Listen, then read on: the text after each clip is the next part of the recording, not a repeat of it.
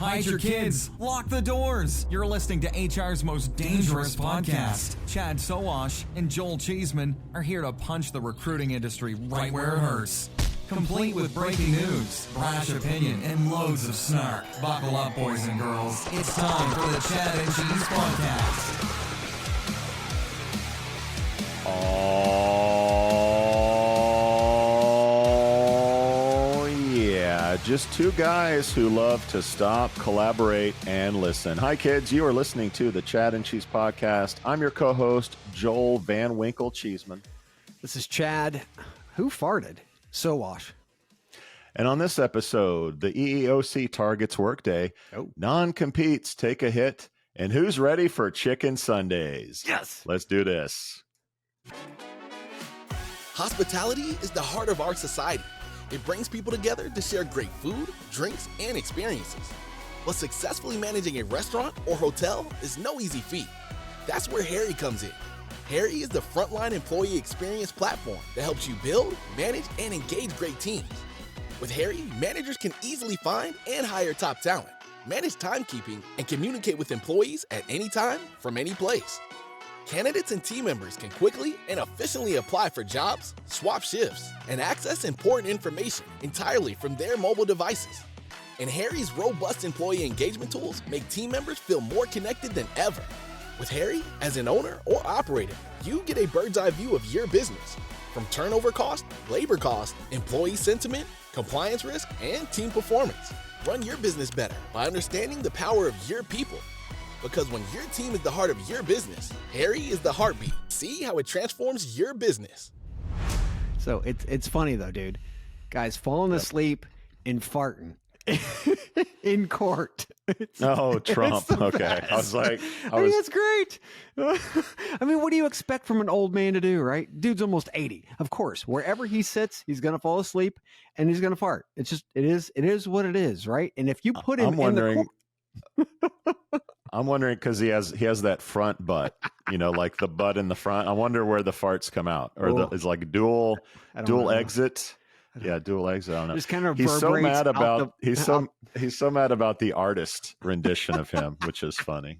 Like, get off my lawn and stop drawing me that way. Don't you draw me? Don't you draw me? So Euro Chad is clearly ready for takeoff. I appreciate you're in such a good mood. I love it. Big plans this weekend, helped. like Scottsdale. That helped as well. Scottsdale helped, and we're prepping. There. We're going to be in Santa Fe next week, taking a little vacay-ish action with some friends in Santa Fe before going to Unleash, which we'll talk about later. But yeah, no, I am in total Euro Chad mode because after Unleash, we're hopping on the jet plane and going to Europe.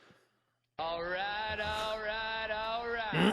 Well, say a prayer for me. I'm doing a mini marathon this weekend. Oh, yes, ooh. I know. Do they have the? That seems a little crazy, right? But yeah, I hope they have the paddles ready. Yeah, it was a tradition. So my dad was a marathoner, track coach, and so he would do these marathons as he got older. He downgraded to mini marathons, and my sister and I said, let's do it with him. Let's start a family thing. And we kind of hoped that our kids would slowly start joining us. And my sister has 4 girls.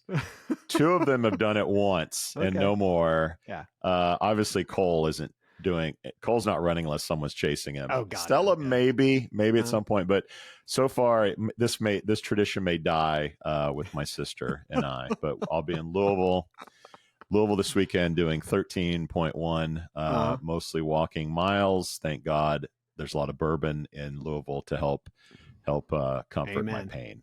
That and some ibuprofen. Oh, shit. All right, let's get to shout-outs. All right, Chad. Yes. This one pains me, but I got a shout out for the VR haters out there. All the VI haters that are out there. So Apple came out with the Vision Pro one. They have since apparently cut production from 800,000 to 400 to 450,000 units. Sony has halted production of their VR, something with the PlayStation gaming stuff. And even Meta says they're having a hard time keeping users engaged once they actually buy the damn thing. So unless Vision Pro turns around on their opinion that porn should not be on the Vision Pro, I think it's a big shout out for the folks who hate VR, which I know you are one of them. But so far, the verdict on VR and headsets so dumb. Is not good. Really dumb. The reason being is because you're not with anybody. But when you're with somebody and you're really experiencing VR, you did it this weekend. You went to fish at the Sphere. The Sphere is how you do virtual reality. Tell me I'm wrong. The Sphere is another animal.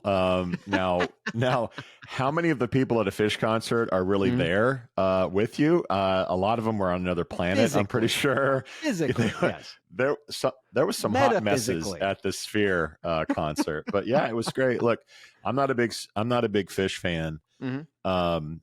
Their live stuff is way better, and if you throw in some substances and the visuals that the Sphere has, it's a pretty good time. It's a pretty good time. Shout out to Fish and the Sphere for sure. The new VR, it just costs a lot more per ticket than the headset does. You get to do it with people, and that's what matters. Okay, my shout out's not really a shout out. It's the actual fuck moment of the week. So the following was reported on NOLA.com. A Louisiana committee voted Thursday to repeal a law requiring employers to give child workers lunch breaks. I'll say that again. Child workers lunch breaks and to cut unemployment benefits. Part of a push by Republicans to remove constraints on employers and reduce aid for injured and unemployed workers. That's from NOLA.com. First-time state rep Roger Wilder, who sponsored the child labor measure and owns, get this, Smoothie King franchises across the Deep South, said he filed the bill in part because children want to work without having to take a lunch break. He questioned why Louisiana has the requirement while other states where he has Smoothie King locations, such as Mississippi, don't have them. So what the fuck? Roger Wilder. Does anyone notice this? I feel like I'm taking out of crazy 50 states, Louisiana is rated dead last in a place where you want to live. Quality of life, right? Worst. In healthcare, they're 46th, education 48th, economy 47th, infrastructure 47th, opportunity 48th, crime and correction 50th. Louisiana is rated the worst state in the union to live in, followed by guess what other state? Guess what state? Mississippi, Alabama. Yes, Mississippi. So this has been your Chad and Cheese What the Actual Fuck moment of the week. This is but the football is amazing and the etouffee is to die for. I'll tell you that, Chad. All right, well, my last shout out. If you're a TikTok user, might have been kind of a bummer this week. Congress voted to give some money to Ukraine. Yeah, but that wasn't the lead story. It was TikTok being quote unquote banned. As many listeners know, you had a bet with Jim, the Indeed Whisperer Durbin, for a bottle of bourbon. Did he ever come? Did he ever honor that bet? Did you ever get the? Oh, okay. Oh yeah, no, we did. He sent me Eagle Rare. He actually he messaged Julie and he's like, "What's Chad's favorite?" And she's like, no. What's your favorite? And she's like, oh, Eagle Rare. So yeah, she pretty much got a bottle of bourbon. She said yours, and it was like, oh, that's expensive. What's your favorite then? Eagle Rare, if you can get it, which is not cheap. Yeah. So if he had just a few more months, he might have been able to at least argue that was happening. Now it's probably not an all-out ban. Now, interesting. Your comments on this, your opinion on this. So they have to divest it. They have to sell it to an American firm, or outright ban. What's your prediction on what happens? Yeah, it won't get banned. I mean, there's too much money there, way too much money. China doesn't want to give up that kind of cash because there's a huge pond of ocean of cash here in the U.S. So they don't want to do that. And not to mention, Trump had talked about doing this before, the whole divestiture thing. So they've been thinking about it for a while. I would say that they saw this coming. So they're gonna slow roll it. There's no question. They're gonna play it smart, slow roll it, but they'll find a company to buy into it. There's no question. Now, do you think that China will release? I mean, the algorithm is not coming with the deal. Do you think? And if not, is TikTok going to be the same TikTok without the algorithm? Yeah, I don't know. I don't know how they actually do that on separate instances. They could prospectively do updates, which what it does is just updates the algorithm in a different instance, which is what we've seen with applicant tracking systems and HCM systems and so on and so forth over the years. So whenever you do a version update, they could prospectively do an algorithm update. I don't know.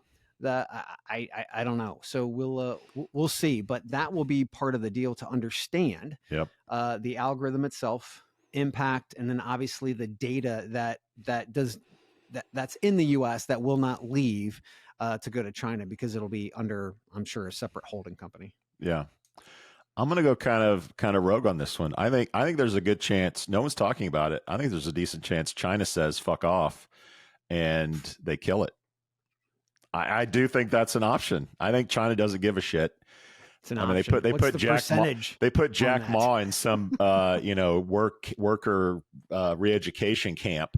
I don't think China gives a shit. They might just say fuck it, it's gone then, and see what, and have fun with that, American government, with your kids. They're already protesting on college campuses. Then we everywhere. win. I mean, that's the last thing they want, right? I mean, they can still get cash. Let's say, for instance, how the deal might be structured. I'm not sure. We're both talking out of our asses right now, but it is interesting. There's no question.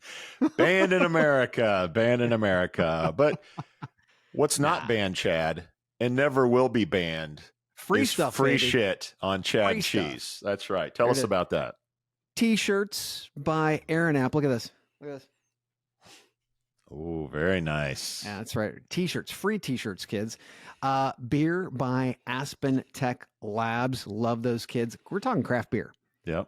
At your front doorstep. That's right. UPS, FedEx, whoever sends that stuff, going to be at your front door. Along with the prospect of whiskey from our friends at Tex Kernel. You get 2 bottles, one from Chad, one from Cheese. And if it's your birthday, it's rum from Plum, but you got to go to chadcheese.com/free to register to win. I know I can. Yeah. I can feel it all the way down in my plums. That's right, Chad. Some listeners celebrating another trip around the sun is Jonathan Zilla, Duarte Mendonca, Danielle Kaczynski, Matt Lazar, Gia Johnston, Chris Brevick, Michael Simon Cowell, Steve Gilbert, Charlotte Marshall, and Lars Schmidt, all celebrating another birthday. Thanks for listening and enjoy one on us. Nice. So Lars is at like NBA headquarters or some shit like that, doing like a photo shoot or something. I don't know. That dude is like quietly the coolest cat in our industry. He's got skateboards on the wall. I love it, man. He's like laid back, but he's sort of DC hypercharged. I love it. I love it. Lars not enough Lars in the world either. Everybody needs a little bit more Lars. Yeah. And well, maybe, I don't know. He might actually show up where? In Scotland. That's right. Because we're going to Scotland. We'll talk about unleashing it. Okay. But this is new. This is new. On May 21st, we're going to be at the Revolution de Cuba. That's right. In Glasgow, where we're going to be jumping around all day with startups, with practitioners. We're going to be doing interviews, all that other fun stuff, but we're going to do a meetup at Revolution de Cuba in Glasgow. Notice how I love saying that. I love it. Not to mention on that's May 21st. May 23rd, we're going to the Three Sisters Bar in Edinburgh. Apparently, people were killed in the dungeon of this place. I mean, that's probably everywhere in Scotland, but Three Sisters Bar in Edinburgh, that's on the 23rd. You can register for one or both events at truescotland.com.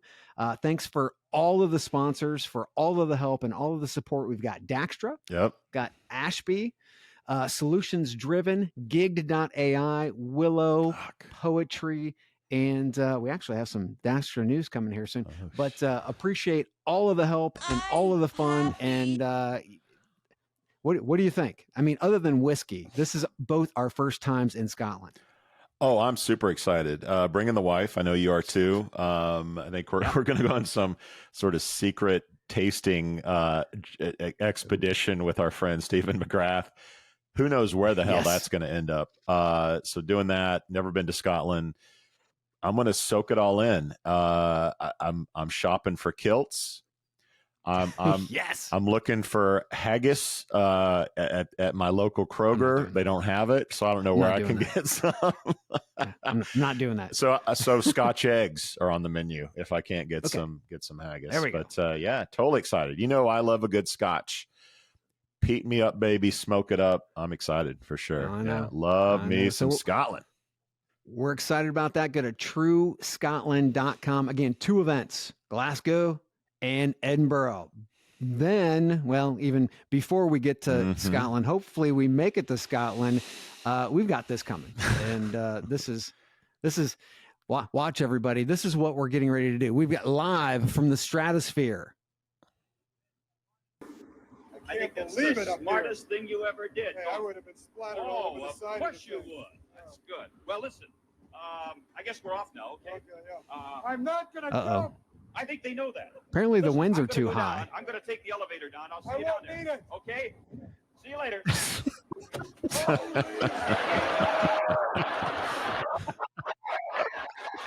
It's Joel Cheeseman, everybody. Yeah, thanks, man. And,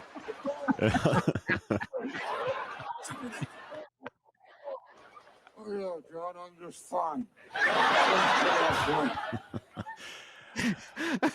Tell the listeners what they That's right, missed if kids. they're not watching us on YouTube right now. Yes. Well, if you're not listening, you missed Super Dave jumping off the top of the stratosphere, which we're going to be doing with Matt Bauer, CEO of Out Higher. It's over 800 feet that we're going to be dropping. We're going to be falling in Super Dave style. At least you're going to be doing Super Dave style. But listener, you can jump with us.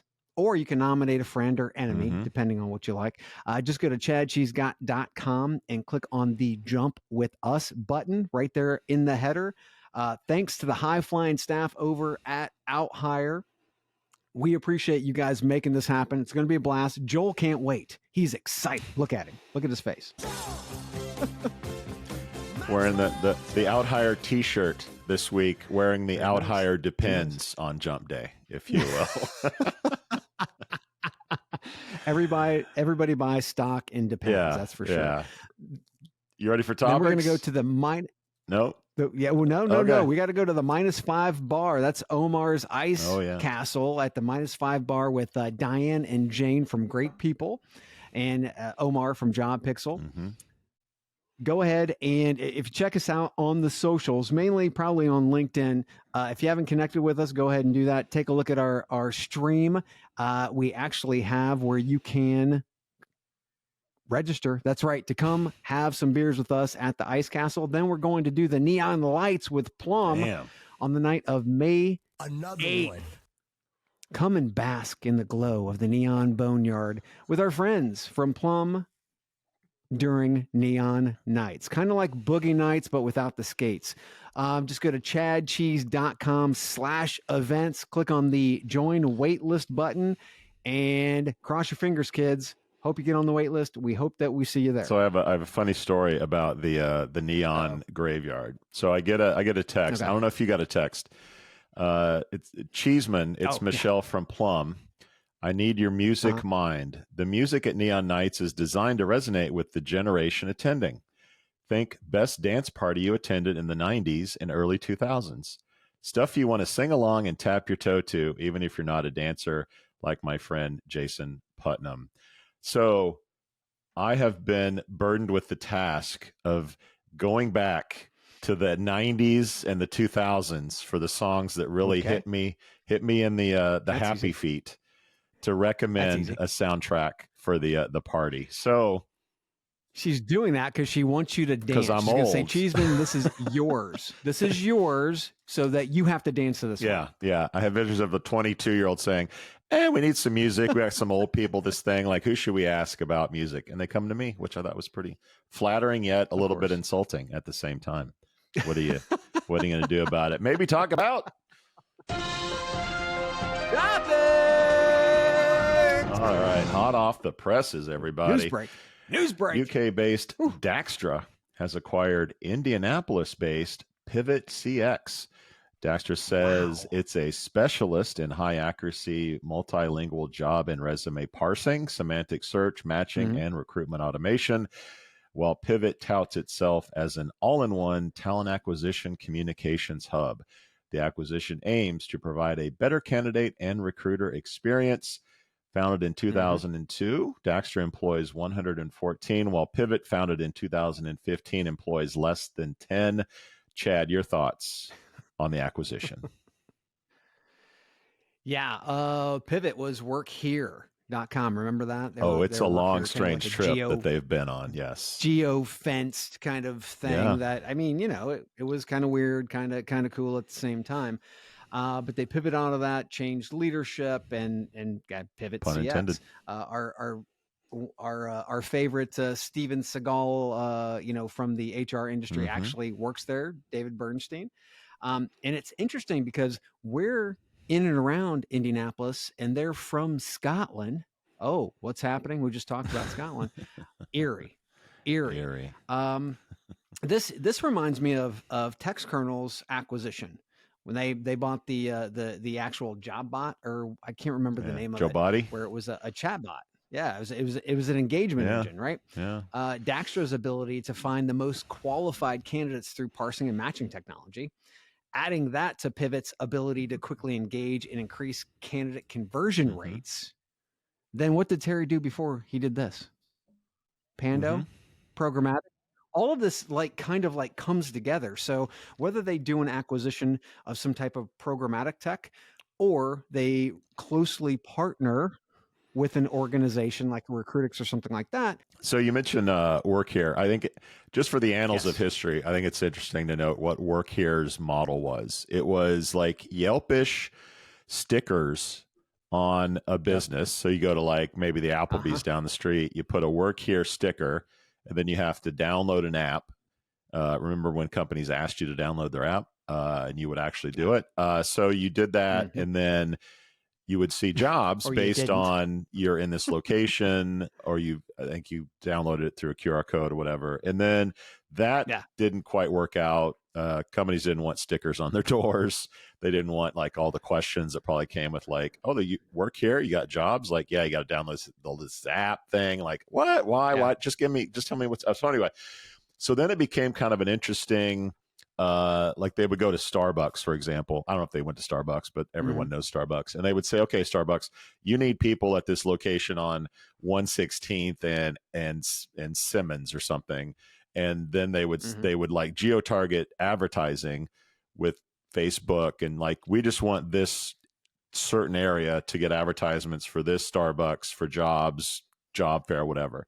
And that was pretty cool, but it doesn't scale very well, right? Okay, how many locations do you have? How much advertising? When is the job fair over? You got to cancel it. So that was kind of a pain in the ass. I think they went through some shuffling of leadership at one point, and then came out with Pivot CX.io. I can't believe the pivotcx.com wasn't available, but anyway, it wasn't. And there's we're just going to do messaging, engagement shit. And along comes Daxtra, who does, I don't know, matching, resume parsing, et cetera. Now you need a way to communicate with these folks. Terry Baker, who we know, Mike Seidel, who we know, Howard Bates is there as well. There's an interesting cast of characters. Makes total sense that, I can search through resumes and find the people, but now how do I contact them? Well, here's snap of a button. Now you can message them, call them. They have video options as well. So it's a perfect kind of marriage. And my guess is Pivot took very little money at all. So I think it was a really cheap acquisition. And Terry, with the Wade and Wendy thing, I think he understood the importance of the communication element, not just finding the job or the candidate. So I think it was, like you said, Steven Seagal, everyone knows. I'm sure Terry was making the calls and seeing who was available, kicking the tires.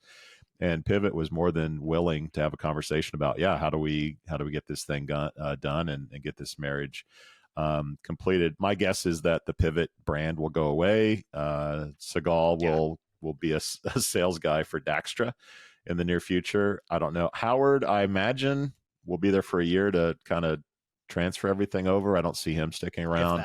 I think Mike will stick around. Seidel, I think he'll be there for the ride. Hopefully, local company.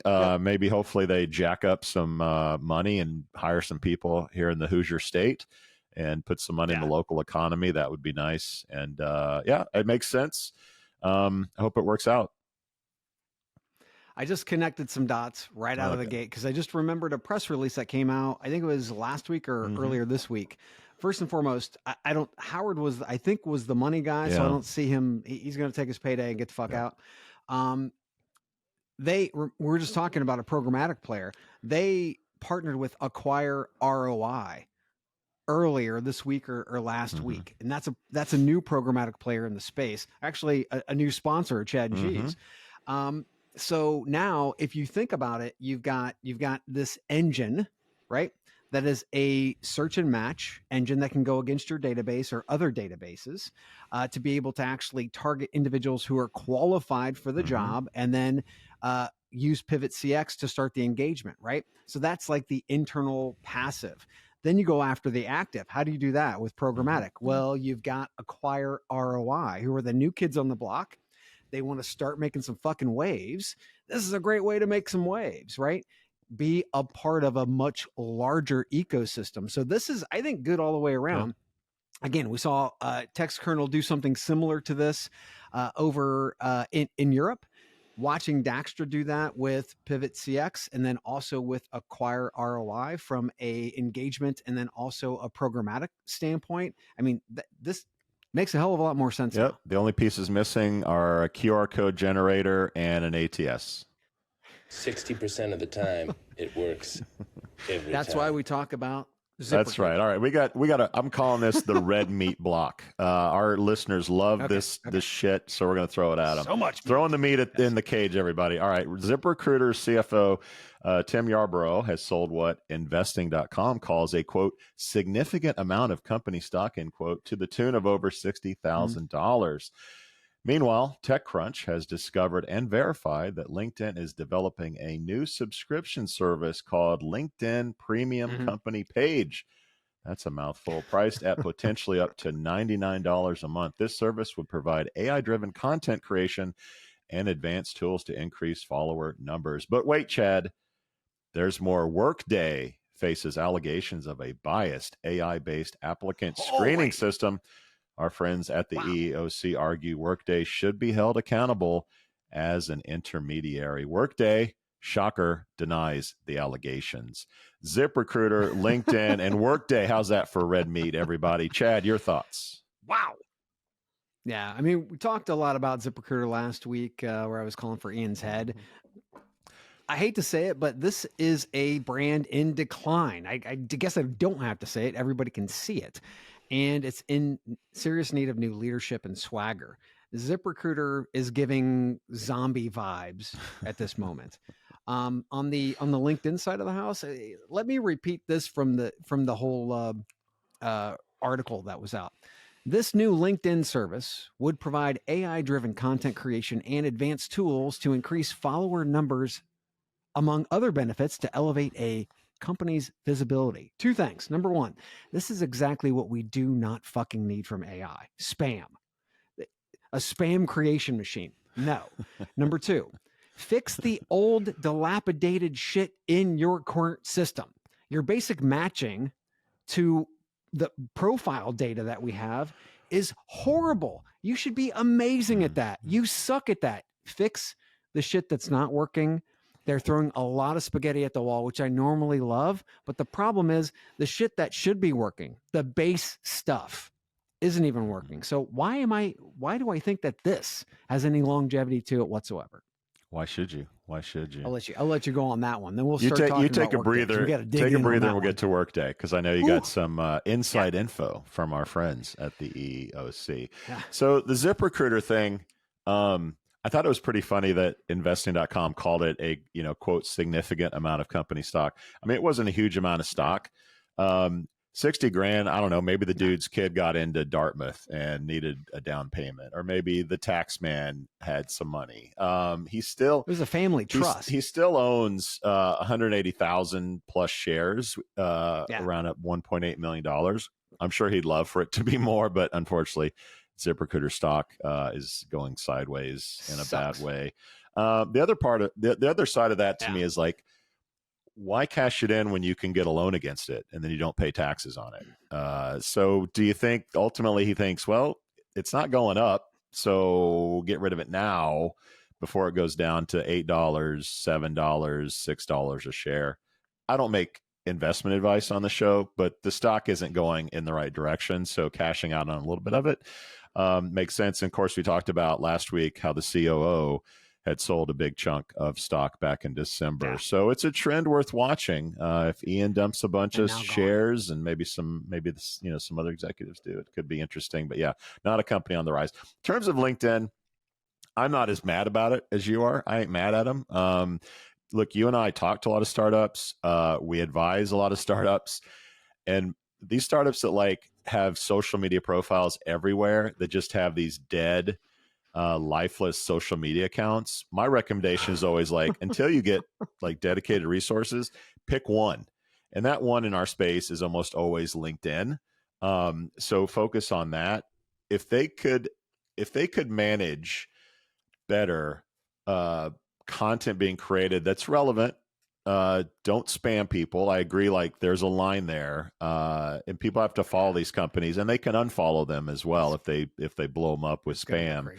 But companies are looking for a way to like keep these social media channels up and running. And if LinkedIn can plug in like, oh hey, here's the best time to post, here's the best kind of content to post, here's what's getting the most engagement, like that could be a really good thing for companies, especially startups. It's also a warning letter to marketing people that don't keep their social media company sites like active. Get your AI is coming for your job, so you better start thinking outside the box and being creative with the content that you're putting on social media.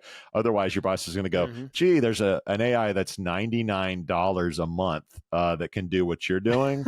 So sayonara. How much do you cost? So sayonara, baby. Yeah, sayonara. So it's a little bit of a warning to marketing people. Again, it's back to AI won't take your job, but people who do know AI will. So leverage this new service the best you can with what you're currently doing. But marketing people need to up their game if they're social media sites, and most of them do have shitty, sucky, voodoo, zombie-esque social media sites. They got to get on that. Yeah. Here's the thing. It was funny. I was talking to a TA practitioner today, and she was talking about how much spam she gets in her mail. Oh, it's going to get worse, kids. So to the Workday side of the house, last week, we had a chance to spend some time with EEOC Commissioner Sonderling. And let me tell you, after working with government for decades, he's a breath of fresh air. Yes.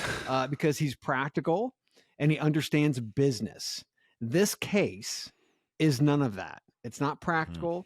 Or even in the line of basic understanding of what a system like Workday currently does for tens of thousands of companies. Now, I say currently because the velocity of tech is moving at warp speed. And from my understanding, the EEOC is trying to liken Workday and its technology to a staffing agency. Why? A staffing agency performs hiring decisions for its clients. And if Workday or any other technology provider did the same type of service for its clients as an embedded part of the platform, then it could be seen in the same vein, right? So I believe this case, it's going to be dismissed because the laws currently on the books specifically point to the employer having responsibility in a case like this, not the actual vendor, but it does feel like foreshadowing. Knowing proposed legislation in states like California have pulled the vendor into the accountability spotlight already, and knowing tech companies are already gearing up to help in the decision-making process. So this was a conversation we will be having regularly in the near future, but not about Workday, not this time and not about Workday. I had a chance to kind of like message back and forth with Keith about it. And he's in the same line of thinking. He doesn't think that this is going to be a case that's going to go far.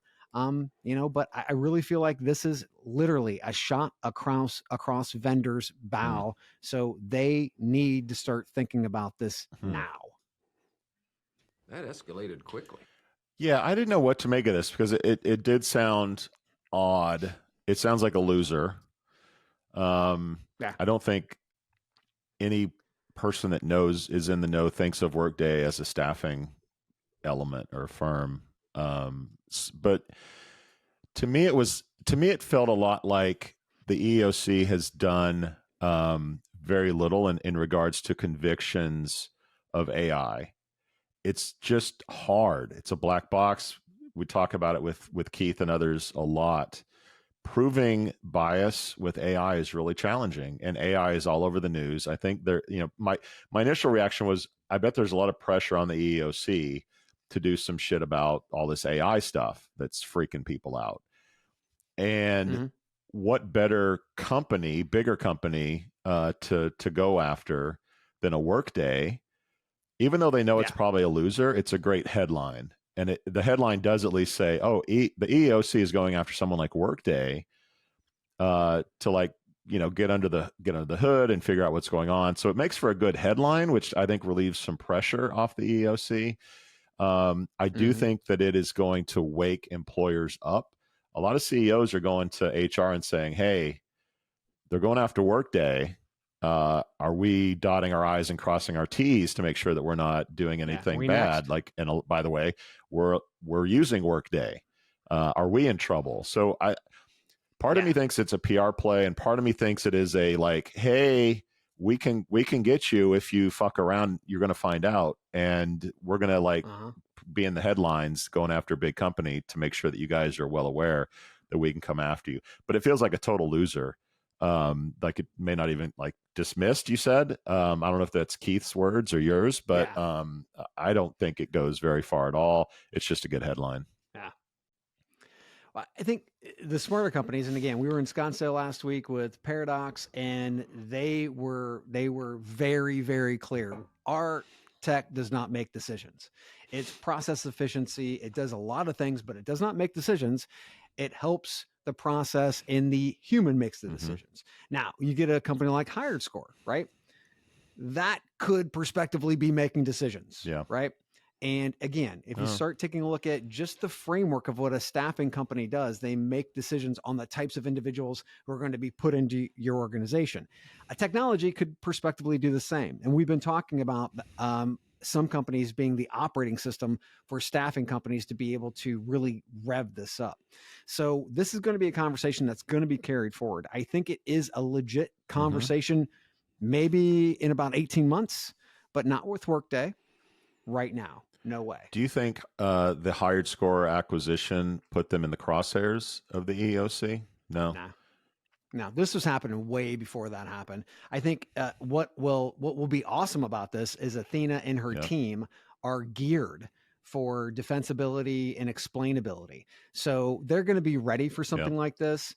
I don't see Workday being a problem because they have the right people in place. Let's take a quick break. Guys, listen to the sponsors, because there is no show without the sponsors. And after you do that, leave a review for us on your favorite podcast platform of choice.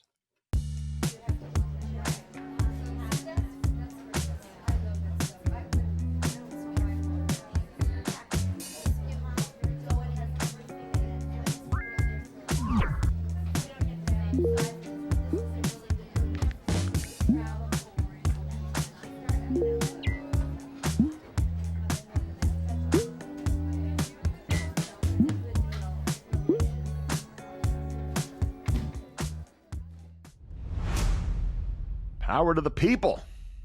All right, Chad. Here it is. Chad. Big news this week on non-competes. The federal government is not a fan, apparently, of them. That's right. The Federal Trade Commission issued a rule banning non-competes nationwide, saying the change would protect the fundamental freedom of workers to change jobs while increasing innovation and fostering new business formation. Chad, I'm guessing you're a fan, but what are your thoughts? Yeah, I mean, you've probably had a non-compete before. I've had a non-compete before. We're in industries where it's really hard to stay in the industry if you've had a non-compete, especially the types of positions we've been in.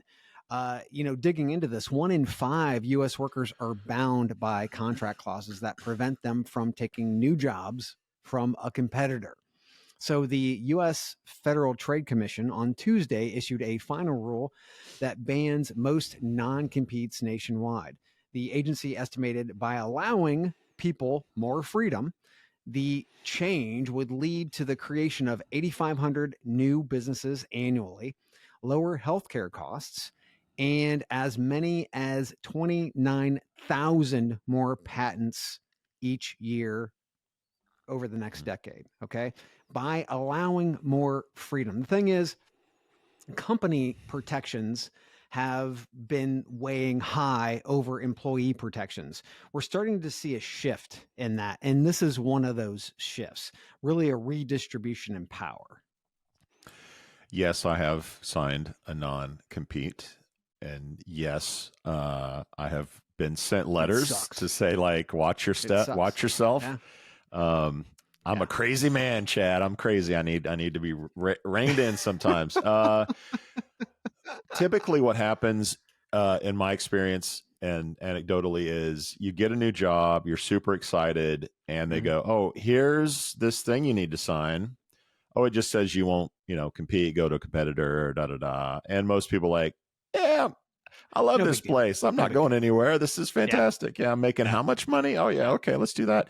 And then you want to leave, but then you think, oh shit, I signed that thing that restricts me from doing it. Now, how many people and you're trapped? How many people stay at the job because they can't leave or don't think they can leave? I don't know. We'll never know those numbers. How many companies actually follow through on the threats of the non-compete agreement? Probably very, very few. It just creates a mess. It creates the company that just hired you. There's the discomfort in that, that we hired someone. There's this agreement. Do we fight it? Like, what happens? It should not be a thing, really. I mean, a non-compete and a non-disclosure are different things. And so the agreement of you shouldn't go work for a competitor versus you can go work for the competitor, but the minute we find out you're giving trade secrets or you're, stealing, hiring people away from poaching, us. Those are, those are different things, but you shouldn't restrict. This is America, Jack. You shouldn't restrict where people can go work. This is un-American and anti-freedom. If you think about this is off the table, it will create a really interesting dynamic with people leaving companies, starting companies. That's another one too, is like, I'd love to start a competitor, but I can't because I signed this non-compete thing. Competition is good for business. That's going to be a positive. More people are hired out of startups than more established companies. So it's a good thing. Now, what I told you on our ATAP conversation is sort of my knee-jerk reaction. I think it's true. Chamber of Commerce is going to fight this tooth and nail. It's going to go to a higher court more than likely. The Supreme Court is a right-leaning court. Is it more business friendly? You could argue yes. In that case, where does the decision go? But I think most Americans think yes, you should be able to go wherever you want. You can't tell secrets. You can't do certain things, but you shouldn't be restricted to, you can't get a job in the restaurant industry because you worked at a restaurant. Like, that's just kind of silly in my mind. So I hope it passes. It's in for a long legal fight. But I think the arc of justice will bend in the right direction when all is said and done on this one. Well, I mean, the working class has been negatively impacted by this. Employee treatment. Why treat employees well? You don't have to if they feel like they're trapped, right? Obviously, from a productivity standpoint, but companies really haven't focused on productivity. Suppressed wages. It makes it easier for you not to get paid more. And I've mentioned this several times, and I'll mention it again. CEO pay has soared. It has gone 1,200% higher since 1978 to today versus typical workers' rates of 15.3%, right? There are all these different things that are in place that are allowing those things to happen because workers feel like they're trapped. If they don't feel like they're trapped anymore, a lot of things can happen. Higher innovation rates, better pay, and not to mention, we're in a space right now in America where there's this huge division, and it's like we're not a society that's a community anymore. That's because there are a lot of people that are in poverty. If we can help them go, maybe start their own company, maybe go to another company, maybe get paid more, et cetera, people become more happy that way when they feel like they're free. And today they feel like they're trapped. And CEOs, you mentioned, they're actually more likely to go against their non-compete because they can afford to fight it. And typically the company that hires a new CEO will say, yes, we'll back you on your non-compete in fighting it. Whereas the average, line manager doesn't have that option. They're just kind of trapped, and they certainly shouldn't be. Well, non-competes, to hell with them. In other news, the U.S. Department of Labor raised the salary threshold for overtime eligibility for salaried workers, affecting millions.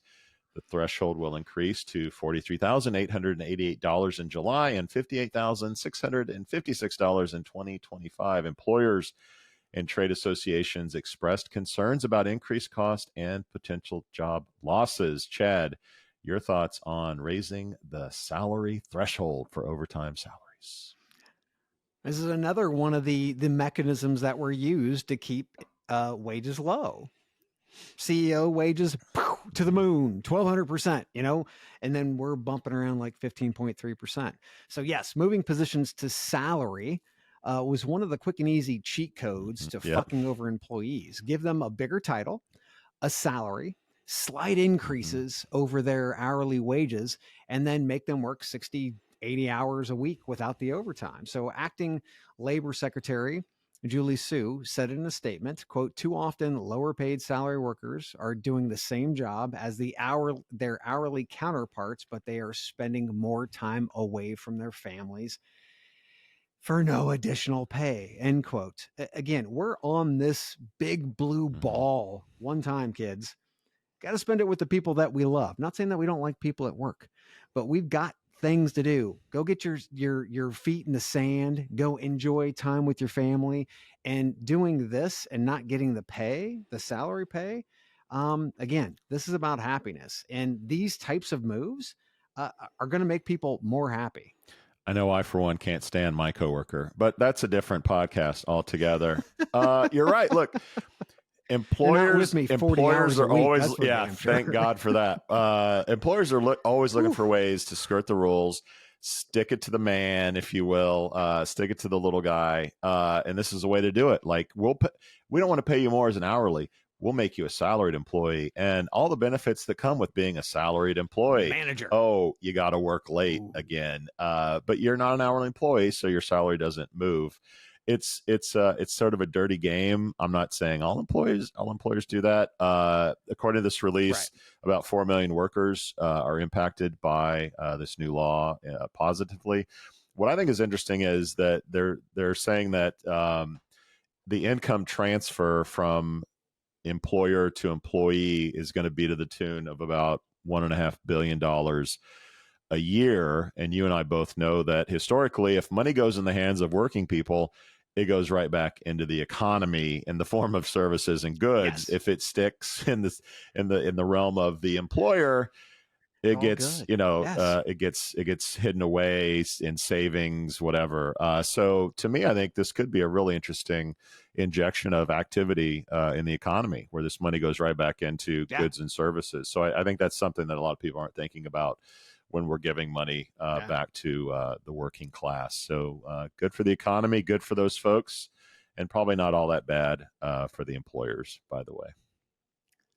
Not at all. Well, in more news in the Power to the People block, Chad, and a historic victory for the UAW, nearly 3/4 of Volkswagen workers in Chattanooga, Tennessee, voted to unionize, marking the first successful auto factory unionization in the South since the 1940s. This win caps off a strong year for the U.S. labor market, which has seen increased support and organizing victories across various industries. The UAW aims to use this momentum to continue its organizing effort into the South, including at Mercedes-Benz facilities in Alabama.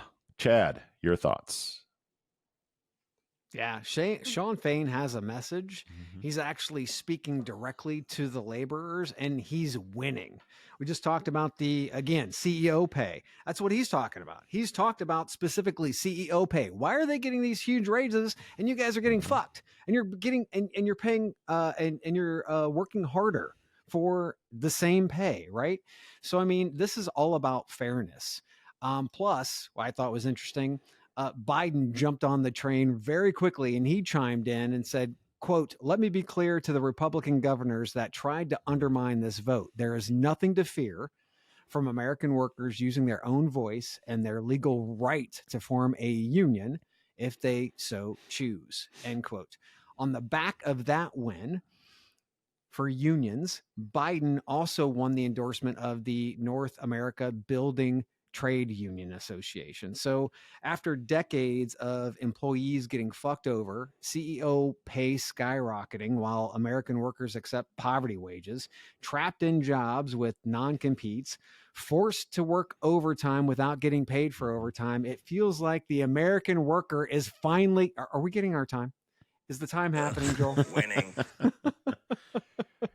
We're getting our time, and as one of our guests said, it's a 5-year holiday from the robots taking over everything, which may or may not be true. I guess we'll find out at some point. Yeah, look, I was shocked. I was shocked when Detroit succumbed to when the UAW won in Detroit. I was shocked, and frankly, that it's heading south.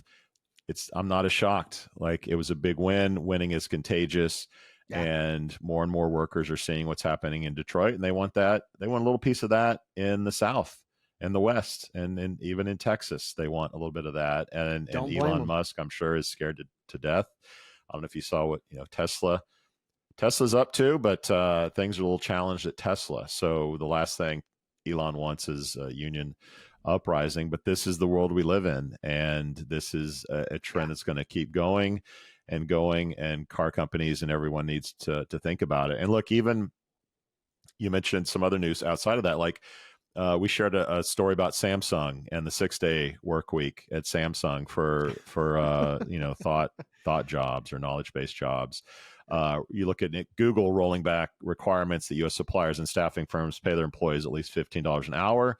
In a move to avoid bargaining with unions. So even companies that we don't necessarily think of as union caring are now suddenly thinking about the unions. And Samsung, like 6 days a week. Why? I don't know. In Europe, they're giving robots days off, for God's sakes. Like, let's make the humans work more, and we're going to give robots some time off. So it's a trend you got to root for, I think, no matter where you are politically. Like, people that have been sucking it for a long time are finally getting their due, and I think it's a good thing. Amen. We'll be right back. LinkUp is the leading provider of deep, accurate, and actionable labor market data. Unique in that we only get job listings from the one source of truth, the employer's website. By going to the source, we avoid all the duplicate and expired job listings that plague job boards and thereby other job data sets. Our data offers the clearest window into employers of all types and sizes throughout the world for an ever-growing number of use cases and applications. Can I get a little fast food news for my final block on the show? All right, Chick-fil-A employee at Mary the Siren was told by the chain's PR team to stop posting TikTok reviews. She then partnered with Shake Shack, with her first post getting over 865,000 views. The partnership coincided with Shake Shack's Chicken Sundays campaign. In case you missed it, Chick-fil-A is closed on Sundays. Mary gained over 50,000 TikTok followers since starting her reviews in January. totaling over 105,000 followers to date. Chad, your thoughts on this chicken battle? Okay, we're gonna play this TikTok first, and then we'll come back. Hope you're having a great day. Today we are at Shake Shack showcasing their chicken shack sandwich. We got a very juicy chicken patty on here that's antibiotic.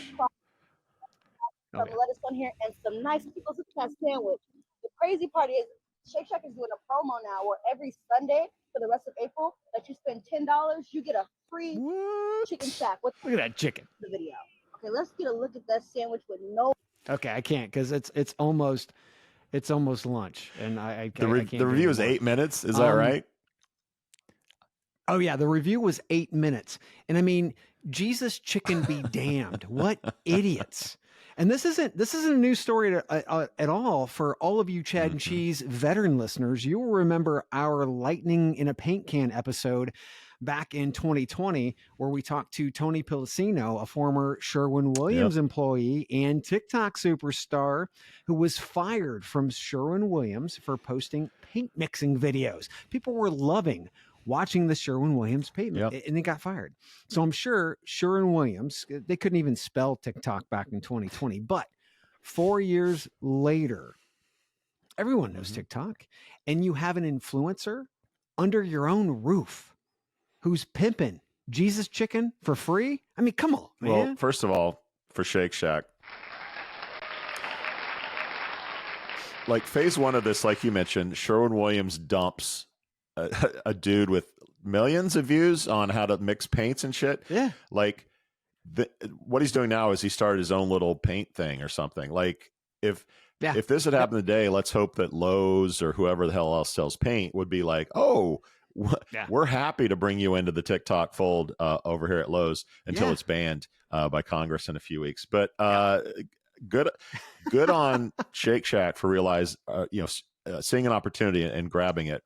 And the whole closed on Sunday thing, to me, I'm shocked that no one sort of picked up on that, because chicken sandwiches are huge, right? Yeah. Popeyes, everyone's dropping chicken sandwiches, and Shake Shack, this probably isn't their brand, but if like Burger King should have done like the Hell's Chicken sandwich, like only available on Sunday to kind of stick it to Chick-fil-A. But talking about chicken, Chad, I don't know if you saw Chipotle's earnings this week, but they are crushing it. The Al Pastor chicken, I don't know if you've tried this stuff. It's amazing. They're selling so much of it that they're telling their employees, like, don't have the chicken as your free meal because we're selling so much goddamn chicken. Chipotle is what I'm talking about, Chad. And if you can't get behind that cluck, I don't know what kind of cluck you can get behind. We out. We out.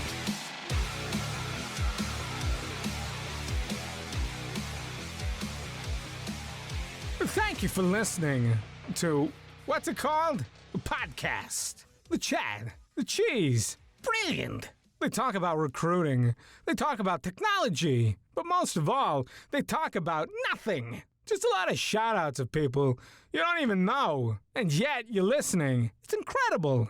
And not one word about cheese. Not one. Cheddar, blue, nacho, pepper jack, Swiss. So many cheeses, and not one word. So weird. Anywho, be sure to subscribe today on iTunes, Spotify, Google Play, or wherever you listen to your podcasts. That way you won't miss an episode. And while you're at it, visit www.chadcheese.com. Just don't expect to find any recipes for grilled cheese. It's so weird. We out!